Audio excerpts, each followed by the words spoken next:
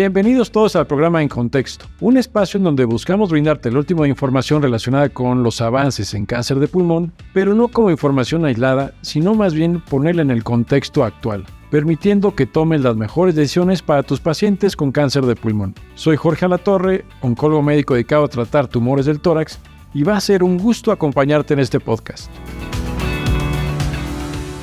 Bienvenidos a nuestro séptimo programa En Contexto, y hoy vamos a hablar de esa enfermedad que yo sé que te interesa mucho, que tiene que ver con aquellos pacientes con adenocarcinoma y mutación en el receptor de factor de crecimiento epidérmico EGFR, donde, como tú sabes, el osimertinib es un medicamento que es de forma individual el mejor medicamento, ya que es el que genera una sobrevida libre de progresión mayor compartiente con los demás medicamentos, y algo que es importantísimo, que es que penetra la barrera hematoencefálica.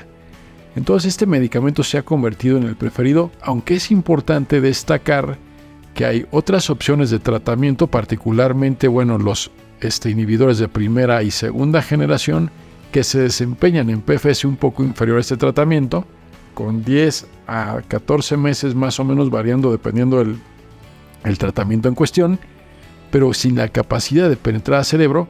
Y algo interesante, que las combinaciones, ya sea con antiangiogénicos o con quimioterapia, se habían desempeñado muy bien en los resultados de fase 3, tanto en estudios asiáticos como en otros estudios, particularmente uno de GEFI Quimio Hindú, donde se ven resultados muy interesantes y prometedores de las combinaciones. Ahora, estas combinaciones no se habían adoptado porque son varios motivos, ¿no? Sobre todo tiene que ver con a lo mejor la toxicidad y la conveniencia de dar un tratamiento únicamente oral. Ahora, esto es importante, y por eso osimertinib se ponía, por ejemplo, en las guías americanas como no nada más como categoría 1 como los demás, sino que se le ponía adicionalmente una connotación de preferido. Y por eso el estudio FLAURA2 es un estudio importante que tenemos que comentar el día de hoy, que se presentó en el Mundial de Cáncer de Pulmón de Singapur 2023. Y para poder hablar de este estudio, la verdad me da mucho gusto contar con dos excelentes oncólogos médicos, amigos, que es un gusto enorme que nos acompañen para darnos sus perspectivas en relación a lo que se presentó de este estudio. Uno es el doctor Luis Corrales, médico oncólogo costarricense, que seguramente ya todos conocen, y después hizo él un fellow, Luis hizo un fellow en oncología torácica en la Universidad de Montreal, en Canadá, y desde entonces ha participado de forma muy activa en Latinoamérica en diversos ensayos clínicos, varias pláticas enfocado a todo lo que tiene que ver prácticamente con biomarcadores, inmunoterapias en cáncer de pulmón, y actualmente se encuentra laborando en CIMCA, que es el Centro de Investigación y Manejo del Cáncer en Costa Rica. Y también contamos con la presencia del doctor Cristian Rolfo, oncólogo médico argentino, que ha desarrollado estudios en la Universidad de Amberes en Bélgica y en la Universidad de Maryland. Ha sido director de Oncología Torácica y Desarrollo de Ensayos Clínicos Tempranos en Greenbaum Comprehensive Cancer Center, y actualmente se encuentra laborando en el Centro de Oncología de Tórax Tisch Cancer Institute en Mount Sinai, en Nueva York. Y él también ha participado en muchas publicaciones y actualmente se encuentra como presidente de la Sociedad Internacional de Biopsia Líquida. Y algo importante, porque Luis y yo pudimos ser testigos cuando fuimos a Perú de que le otorgaron un honoris causa, cosa que nos dio mucho gusto por parte de la Universidad San Juan Bautista de Perú. Muchas gracias a los dos por acompañarme y acompañarnos aquí a todos, y sobre todo por compartir el conocimiento. ¿Cómo estás? Muchas gracias. La verdad, un gusto estar por aquí. Muchas gracias. Es un gusto, la verdad, poder compartir estos datos tan importantes. Muchas gracias. Yo empezaría primero con Luis. Si nos puedes comentar un poco acerca del FLAURA2, el diseño del estudio. Bueno, sí, es un estudio que da mucho de qué hablar. Yo creo que lo vimos ahora en Singapur. Es un estudio fase 3 que va a incluir pacientes que todos tienen una enfermedad avanzada, que todos van a tener las mutaciones más comunes del EGFR. Estamos hablando de la lesión del exón 19 y la L858R del exón 21. Todos los pacientes no habían recibido ningún tipo de tratamiento previo, Y una de las cosas importantes es que también en este estudio, como hemos visto en los estudios anteriores de osimertinib, pues permite la inclusión de pacientes con enfermedad del sistema nervioso central.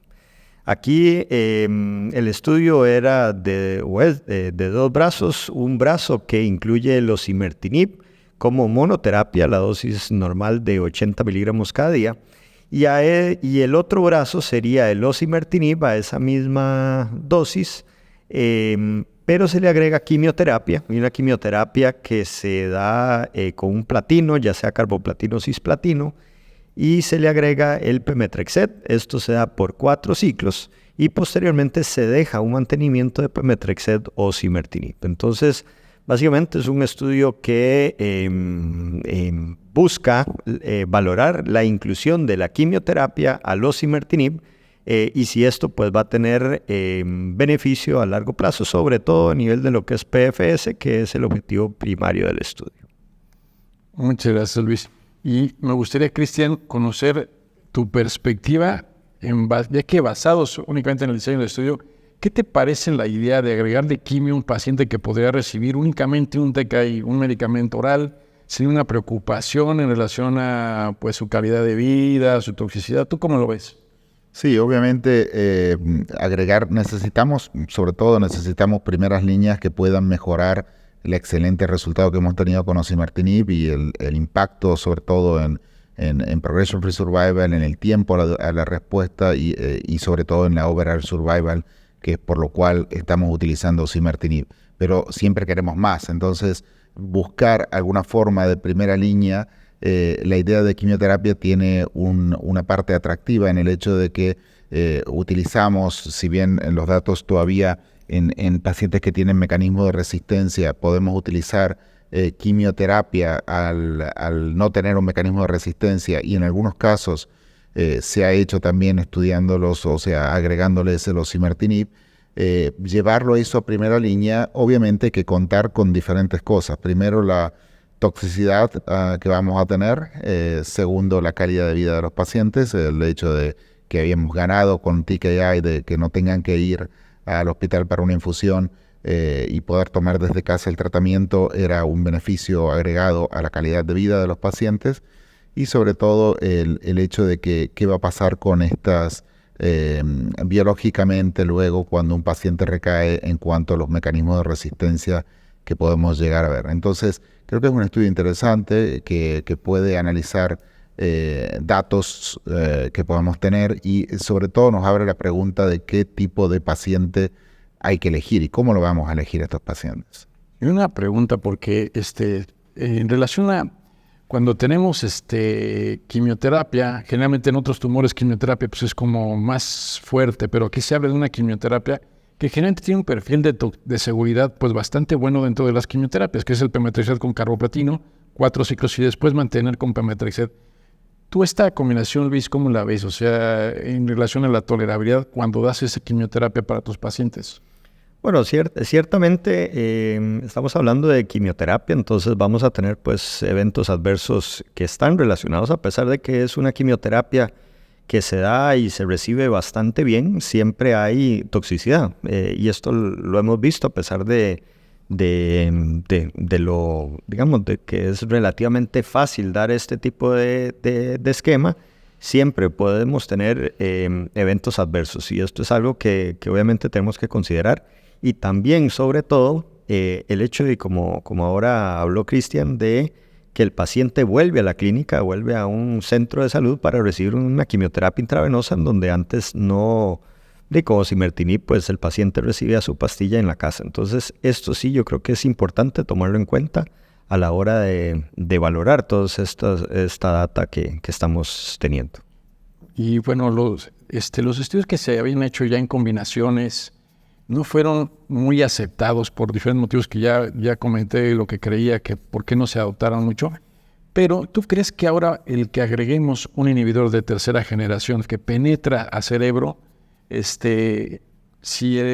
porque el resultado de su presión fue positivo, ¿tú crees que haga que los médicos lo adopten ahora sí por esta combinación, por esa penetrancia al cerebro? ¿O cuál sería tu tu percepción? Bueno, yo creo que obviamente pues un objetivo que es muy bien establecido para este tipo de estudios, la PFS, pero sí yo creo que para este estudio en particular sería muy importante ver sobre vida global a futuro, porque realmente aquí estamos cambiando mucho lo que es el esquema que estamos brindando a los pacientes. Creo que también la calidad de vida es algo que hay que definitivamente medir con este tipo de esquema combinado. Y ciertamente el hecho de nosotros tener un medicamento que nos penetra el sistema nervioso central, estamos como más tranquilos ahí. Pero nuevamente yo creo que es parte de lo que tenemos que ir viendo, sobre todo cuando vayan a progresar estos pacientes, si es una progresión en el sistema nervioso central o más bien fuera del sistema nervioso central. Cristian, en este estudio incluyeron 40% de pacientes con enfermedad al sistema nervioso que se llama estable, que es cuando no hay síntomas. Entonces, ¿cuál es la mejor conducta para esos pacientes? Dar osimertinib, independientemente de esa con quimio, no. Dar osimertinib, agregar radiocirugía, radioterapia en los pacientes, con OSI los puedo sentir tranquilos. Y si es con OSI solo, ¿cómo le hacemos el seguimiento? ¿Qué recomendarías? Sí, en este sentido ha habido muchas publicaciones, ¿no? Y está en la mesa de discusión siempre cuando tenemos un paciente. Creo que no hay unos criterios establecidos específicos, pero dentro de cada institución, con los colegas de radioterapia y neurocirujanos, muchas veces discutimos algunos casos. Algunos de ellos, si bien, como decía Luis, la penetrancia, y lo comentabas tú también, la penetrancia a nivel del sistema nervioso central de osimertinib es muy buena. De hecho, los datos también de protección en cuanto a la aparición de metástasis. Pero en el caso de pacientes que ya tenemos de nuevo diagnóstico con enfermedad metastásica cerebral grande, en la cual estamos a riesgo de un enclavamiento o que podríamos tener riesgo también de sangrado o con lesiones hemorrágicas, también hemos llegado en muchos pacientes a neurocirugía o radioterapia en algunos casos. La penetrancia en lesiones que son pequeñas, sobre todo, aconsejamos no ir a irradiar inmediatamente, porque el uso de la radioterapia va a ser asociado luego a una posibilidad o va a estar asociado en algunos casos, si no es una técnica de SRBT, que es una técnica un poco más controlada, puede tener una toxicidad más grande en cuanto al uso, ¿no?, de whole brain radioterapia, hacer radioterapia orocranial. Si bien es cierto que en algunos casos utilizamos ese BRT para lesiones muy puntuales, pero en general cuando las lesiones son pequeñas y el paciente es asintomático, hacemos osimertinib solo y esperamos. Lo evaluamos con resonancia magnética, que es lo mejor, y en general lo hacemos o yo en mi práctica clínica al menos, cada 2 meses, 2-3 meses máximo, poder reevaluar de acuerdo a cómo vaya el paciente. Si hay algún síntoma, obviamente, y creo que aquí es muy importante que tengamos una conexión muy estrecha con los neurooncólogos. Nosotros en nuestra institución estamos trabajando con neurooncólogos que sigan al paciente. Hay algunos de estos pacientes que tienen también riesgo de crisis epiléptica por la ubicación de las lesiones y por lo tanto la medicación de estos pacientes es importante. Muchas gracias. Y ahora, el que quiera comentar, porque los resultados fueron muy interesantes en lo que tiene que ver con sobriedad libre de progresión. No sé si alguien quiere comentarlo, porque fueron muy buenos, y con todo lo que hemos comentado en el contexto de que agregar quimioterapia y ver los resultados, ¿cómo los ven? Bueno, ya que seguimos con el tema de brain metástasis, ¿no?, de metástasis cerebrales, la combinación en pacientes con metástasis cerebrales en términos de sobrevida libre de progresión fue importantísima, 24,9 meses comparado con 13,8 meses y con un hazard ratio de 0.47, por lo tanto muy muy importante, y ese beneficio también se observó en pacientes menos agudo en cuanto al hazard ratio, que fue de 0.75 y una diferencia de 27,6 sobre 21 en la monoterapia en pacientes sin metástasis cerebrales. Por lo tanto, creo que aquí esto nos abre una oportunidad específica en estos pacientes y a lo mejor tener en cuenta estos datos para cuando tengamos datos también de sobrevivencia, poder aplicar este tratamiento. No sé, Luis, ¿cuál es tu opinión en general de los datos? Sí, realmente pues si uno ve en toda la población que se incluyó, que al final era el objetivo primario del estudio, es un estudio que los datos arrojan un beneficio de más de 8 meses con respecto, digamos, a la monoterapia. Entonces, realmente son datos muy interesantes que yo creo que tienen relevancia porque al final un hazard ratio de 62, fue altamente significativo, y esto pues son curvas que se separan, digamos, tempranamente y se mantienen separadas durante el proceso. Mucho de lo que vamos a ver, y recordemos, esto también puede ser valoración por el investigador, pero también tenemos la valoración por un comité independiente, en donde pues aquí también fue bastante parecido. Incluso aquí se puede ver que la diferencia fue un poquitito mayor numéricamente, y esto también estadísticamente significativo. Sí, que algo que pasó muy chistoso es que normalmente los investigadores somos como muy entusiastas y salen los números del investigador más altos que el comité independiente, y aquí el comité independiente nos da números más altos que los que nos da el investigador. Vamos a 25.5 meses del investigador en la combinación versus 16.7 meses de osimertinib solo, y el comité independiente da 29 meses versus 20 meses, algo que se me hizo como chistoso porque generalmente es al revés. Los estudios de LK generalmente vemos esa situación al revés, pero pues bueno. Y algo que me interesa saber, aunque no es el desenlace principal, ¿cómo ves, Luis, la parte de la sobrevida a 2 años? Porque se ve un beneficio que es de más o menos 16% más con la combinación. ¿Esto genera alguna consideración para este combo? Sí, yo creo que tener a 2 años un beneficio de ese calibre, pues sí se vuelve algo interesante. Nuevamente, esto es sobrevida libre de progresión. Al final de cuentas, pues yo creo que mucho de lo que queremos ir viendo es si esto al final se va a traducir en un beneficio en sobrevida global, que yo creo que es parte de lo que vamos a ir viendo a futuro. Pero ciertamente es muy llamativo un beneficio de este calibre, solamente con 2 años de seguimiento por la sobrevida libre de progresión.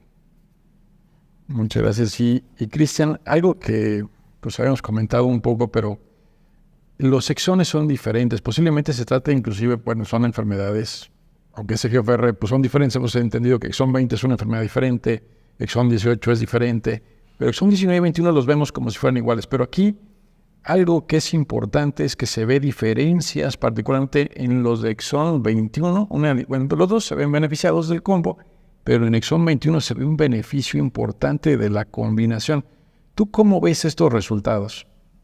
A ver, son interesantes. Ya hay varios estudios que hablamos de esta variabilidad de respuesta, ¿no?, en diferentes exones, y que si bien a la hora de la aplicación clínica seguimos utilizando el mismo tratamiento, es cierto que se pueden ver una diferencia en algunos, específicamente con un andamiento peor para los pacientes con el exón 21. Por lo tanto, el tener una ganancia aquí de 13,9 partiendo de 13,9 en la monoterapia y llegando a 24,7 meses en la combinación de PFS para el exón 21, es algo muy, muy atractivo en términos de poder ofrecer a estos pacientes una posibilidad más para un factor pronóstico que puede ser diferente, o predictivo que puede ser diferente. Y en el caso de el exón 19, veíamos que la diferencia no es, si bien es marcada, porque son una ganancia de 7 meses, casi 8 meses, partíamos de 19,4 en osimertinib monoterapia, que son datos parecidos a lo que hemos visto en el FLAURA, y en el FLAURA original, y llegábamos con la combinación de quimioterapia a 27,9 meses en este estudio en Progression Free Survival para la elección del exón 19. Creo que es interesante. Habría que ver si también esto se traduce en una mejoría en el overall survival, pero ya el hecho de tener una Progression Free Survival es muy interesante. Bueno, y paramos algo que ahorita comentaron los dos, creo que de forma muy interesante, es que la sobrevida global, generalmente cuando hablamos de ITKs, es un desenlace que no tiene mucho peso porque por cuestiones de diseño y por cuestiones éticas, la mayoría de estudios permitían el entrecruzamiento. Y entonces, de los iniciales de quimioterapia, y aquí pues ambos reciben el osimertinib, pero el encruzamiento se da al revés. El entrecruzamiento se da ahora con la quimioterapia, con pemetrexed y carbo, la progresión. Entonces, pues bueno, esto, yo sé que el desenlace principal no es sobrevida global, pero ¿esto qué tanto influiría? Porque aquí sí consideramos que no hay diferencia de sobrevida global, pero estamos exponiendo a los pacientes a una progresión para poder equiparar eso cuando podríamos perder pacientes ahí. ¿Ustedes cómo ven el resultado de sobrevida global? ¿Es importante realmente en este estudio determinar lo que ahorita comentaron los dos que sí, pero bueno, me gustaría como conjuntar todo esto? Sí, yo creo que la sobrevida global en pacientes, cuando ya estamos hablando de TKI, cobra un valor especial, porque lo que queremos, obviamente, una vez que hemos obtenido una diferencia en progresión libre de enfermedad y una duración de la respuesta, queremos impactar en el tiempo a la sobrevida. En este estudio los datos son todavía inmaduros, estamos a una sobrevivencia del 27% de maduridad, por lo tanto falta mucho para poder observar cuál es el beneficio real. Y es cierto que el hecho de poder aquí en estos pacientes impactar, sería importante poder elegirlos de alguna manera. Por ejemplo, saber que si estos pacientes tienen un racional biológico diferente, si tenemos por ejemplo, los podemos seleccionar a través de su estado clínico, es decir, pacientes con mucha enfermedad o pacientes que tengan un tipo de vamos a decir, estamos haciendo actualmente una escalación en este estudio del tratamiento, estamos adicionando algo. Tenemos que mirarlo también biológicamente, con biopsia líquida, por ejemplo, ver si estos pacientes tienen una respuesta. Es decir, hay muchas preguntas que todavía hacen que sea un estudio muy interesante, que no queden algunas todavía un tiempo para la aplicación clínica, pero que obviamente abre mucho comentario y una esperanza también en el fondo, porque vemos que los datos podemos ir mejorando lo que ya nos aportaba osimertinib solo. ¿Y qué hacer, Luis? ¿Qué hacer después de una progresión al combo? Bueno, eso es uno de los grandes interrogantes que a uno le quedan cuando ve este tipo de estudios, porque pues recordemos que aquí estamos usando una quimioterapia que era la que normalmente íbamos a tener si yo tenía una progresión de osimertinib sin tener otro blanco terapéutico, dirigido.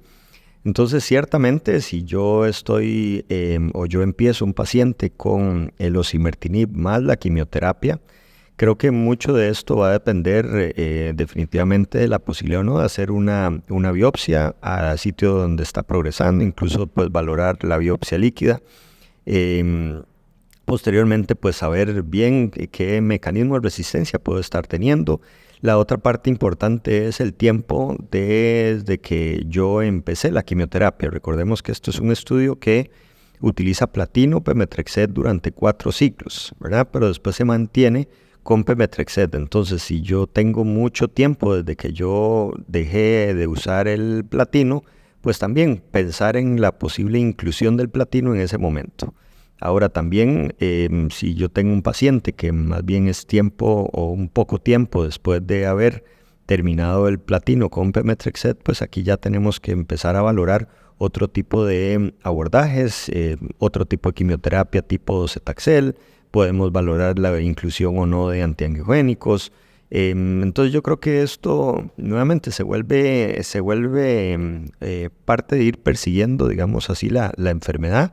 Ciertamente creo que buscar la rebiopsia es importante, pero si no vamos a tener ningún otro blanco terapéutico, al final pues tenemos que valorar cuándo está progresando el paciente y el tiempo que tiene el paciente desde la última aplicación de la quimioterapia dual. Luis, ahorita que comentas, en relación con la respuesta, los grupos se ven muy, muy similares, pero la duración de la respuesta de ser de 15 meses con OSI se pasa a 24 con la combinación. ¿Esto te genera alguna consideración? Claro, yo creo que, bueno, ciertamente sí, la tasa de respuesta fue muy similar, pero sí la duración fue mucho mayor. Estamos hablando casi de una ganancia de 9 meses. Esto yo creo que que tiene que ver o podría tener que ver con algunos mecanismos de resistencia que con la quimioterapia se pueden estar, evitando. Entonces, pues el paciente definitivamente va a durar más antes de empezar a progresar. Esto posiblemente va a tener relación a lo que es un beneficio de sobrevida global del paciente, pero bueno, esto es parte también de lo que necesitamos todavía esperar para una maduración mucho mayor del estudio. Es Cristian, y vamos a hacer este estudio va a ser una evaluación de ctDNA para evaluar tanto resistencias como el dinamismo. ¿Qué nos puedes comentar tú desde tu perspectiva? ¿Qué debemos esperar con estos resultados? ¿Una progresión diferente? Que no se comentó nada de eso, pero ¿qué debemos esperar? Y el aclaramiento, no sé si utilidad, esa parte dinámica que van a analizar. ¿Qué nos puedes comentar desde tu punto de vista? Sí, aquí va a ser interesante ver cuáles son los mecanismos de resistencia. Yo creo que no va a haber cambios sorprendentes en cuanto a eso porque en realidad la resistencia va a ser mediada más por el impacto en el dejar de bloquear EGFR en algún momento o el que los clones no sigan respondiendo a EGFR y vamos a seguir viendo amplificación de MET, vamos a seguir viendo 797 como mecanismo de resistencia. Pero la pregunta aquí es cuál es el rol, por ejemplo, de tratamientos nuevos. En este caso, hemos visto en este congreso que el Empower 151 en población EGFR resultó ser negativo y por otro lado el estudio que hemos visto de durvalumab, tremelimumab, que es el Luminosity también, dio algunos, el Illuminate, que era durvalumab, tremelimumab y quimioterapia en EGFR mutado, seguido a la progresión en EGFR, en inhibidores de EGFR, dio algunos datos interesantes en cuanto a respuestas objetivas. Por lo tanto, no está claro cuál va a ser el rol de la inmunoterapia en estos pacientes y obviamente estrategias como la biopsia líquida van a poder ayudarnos a identificar pacientes que son respondedores. Estamos hablando también del clearance del DNA, de la mutación en el DNA de estos pacientes circulante. Por lo tanto, muchas preguntas. También han hecho una colección de biopsia líquida. Vamos a esperar los resultados. Y bueno, creo que si bien es un estudio que sorprende en cuanto al PFS, no es una sorpresa muy global lo que vemos en cuanto a la quimioterapia, adición de quimioterapia, porque sabemos que quimioterapia sigue siendo en cáncer de pulmón una piedra fundamental, ¿no? en el tratamiento de muchos pacientes y de hecho en pacientes con EGFR en los cuales no tenemos un mecanismo de resistencia identificado, la quimioterapia ha rescatado a muchos pacientes también de progresiones. Entonces es una estrategia a analizar y bueno, y contentos de haberlo hecho contigo. Oye, y aprovechando que tienes una invitación que nos quieres hacer.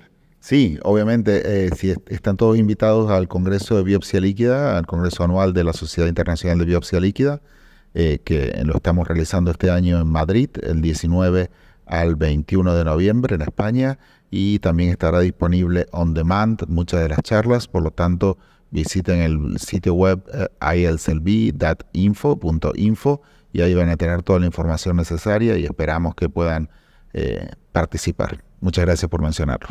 Oigan, pues muchas gracias a los dos por haber querido participar en este podcast. Creo que fue de mucho provecho porque la verdad es que sí son muchas cosas que podemos seguir platicando de este tema y filosofando, pero aquí luego tiene que ver un poco la percepción de estos resultados, en más el médico, en más el perfilamiento que vayamos entendiendo los pacientes. Es un resultado positivo por todos lados, pero donde la adopción puede ser que no sea la que queremos y todavía falta resultados de sobrevida global como comentamos. Pero pues la verdad es que un verdadero placer y no sé si quieren dar algún mensaje de cierre para la audiencia. No, muchísimas gracias por la invitación. La verdad, nuevamente es un estudio muy interesante. Tenemos que ver la aplicabilidad en nuestros pacientes en el diario vivir.